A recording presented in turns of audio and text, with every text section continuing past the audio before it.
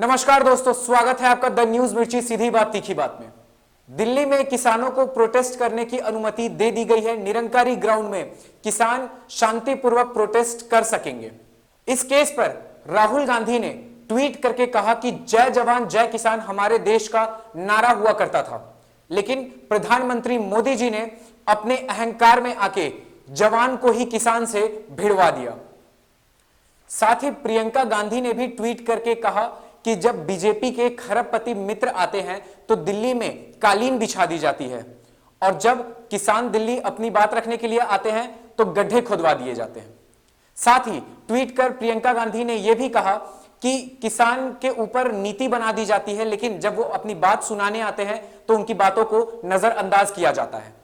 इस मौके पर कांग्रेस के प्रवक्ता रणदीप सुरजेवाला का कहना था कि जिस समय दिल्ली की गलियों में किसान को पीटा जा रहा था, उस समय पीएम मोदी अहमदाबाद में फोटो खिंचा रहे थे। उनका यह भी कहना है, साइंटिस्ट कोरोना वायरस का वैक्सीन निकालेंगे, कृषि हमारे देश का पेट पाल रहा होगा, और पीएम मोदी और बीजेपी टेलीविजन संभाल रहे होंगे। जी हां दोस्तों, इस अवसर पे अखिलेश यादव जी ने भी कहा कि यह पहली ऐसी सरकार है जिसने कृषि से ऐसे बर्ताव किया है। जब सत्ता में आ रही थी तो बीजेपी का कहना था कि वो लोन माफ करवा देंगे और जो किसान है उनका जो इनकम है वो डबल करवा देंगे, लेकिन ऐसा तो कुछ नहीं हुआ। लेकिन लाठियों से जरूर पीटा गया किसानों को।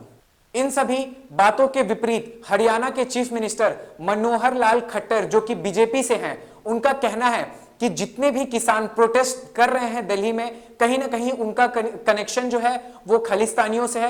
मैं आप सभी को बता दूं कि खालिस्तानी वो लोग हैं जो पंजाब में दंगा भड़काने का काम करते हैं।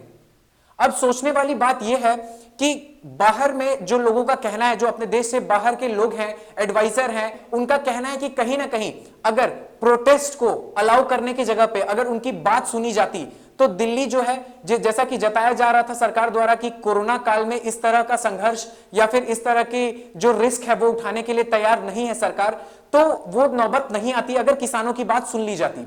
लेकिन किसानों की बात नहीं सुनी गई। अब किसानों का कहना है कि उनको प्रोटेस्ट करने के लिए जंतर मंतर की जगह दी जाए।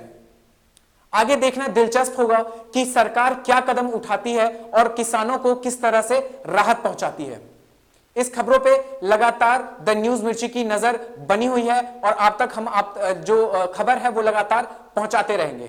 हमसे जुड़े रहिए और देखते रहिए द न्यूज मिर्ची रांची। धन्यवाद।